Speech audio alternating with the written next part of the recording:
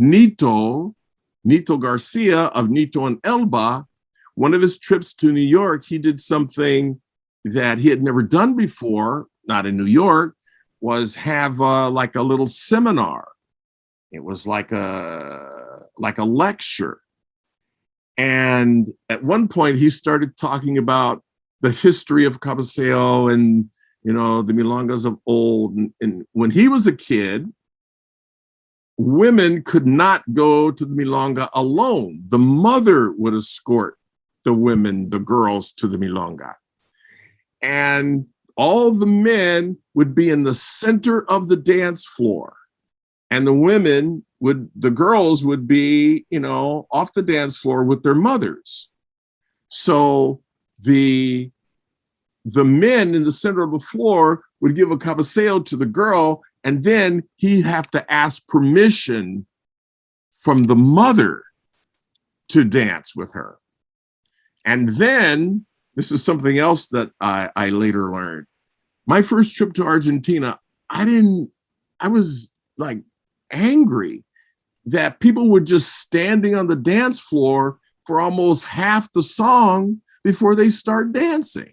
And I go, what's wrong with these people? Come on, the song's gonna be over, let's dance. Well, I later learned that that's part of the culture. And it comes from that very same time, because when the man finally gets the woman in front of him, that's his first opportunity to talk to the girl without the mother being around. So that's why they talk for several minutes before they start dancing. And that custom is, you know, still observed today.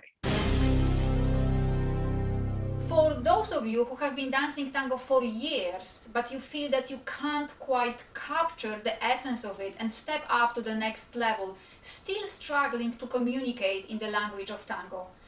And for those of you that are just at the beginning of your tango journey, maybe not even taken a class yet because it's intimidating and you are not sure if it is for you.